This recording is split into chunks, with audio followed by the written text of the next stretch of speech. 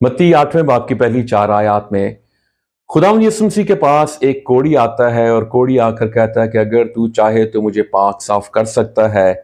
और लिखा है उसने हाथ बढ़ाकर उसे छुआ और कहा मैं चाहता हूं तू पाक साफ हो जा। वो फौरन कोढ़ से पाक साफ हो गया। हालेलुया। खुदावंद यीशु मसीह के छूने में कुदरत है। हालेलुया। खुदावंद यीशु मसीह जब किसी चीज को छूते हैं तो उसको शिफा में तब्दील कर देते हैं, उसकी बीमारी को दूर कर देते हैं, उसके कोढ़ से उसे आजाद कर देते हैं, पाक साफ कर देते हैं, उसकी लानत को बरकत में तब्दील कर देते हैं। यहां पर एक कोढ़ी खुदावंद यीशु मसीह के पास आया है और वो चाहता है कि खुदावंद यीशु मसीह उसे शिफा दे दे।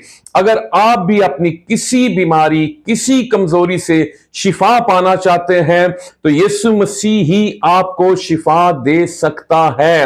यीशु मसीह तबीब आजम है। हालेलुया।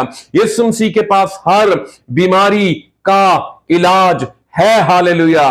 चाहे वो रूह के अंदर बीमारी है, चाहे वो जान के अंदर बीमारी है, चाहे वो जिस्म के अंदर बीमारी है, यीशु मसीह रूह, जान, बदन का बनाने वाला है। हालेलुया। खुदावंद यीशु मसीह छूता है तो जिंदगियां बरकत पाती हैं। खुदावंद यीशु मसीह ने इस कोढ़ी को छुआ तो इसका कोढ़ जाता रहा और ये पाक साफ हो गया। क्योंकि उस जमाने में कोढ़ी जो था वो एक कोढ़ी होना या किसी को कोढ़ होना, इसको लिविंग डेथ, जिंदा मौत कहा जाता था।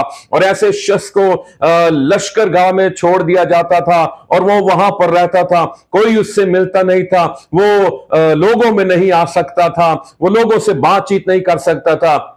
लेकिन यीशु मसीह ने उसको छुआ और यीशु मसीह ने उसे पाक और साफ कर दिया। यीशु मसीह आज आपको भी छूना चाहता है।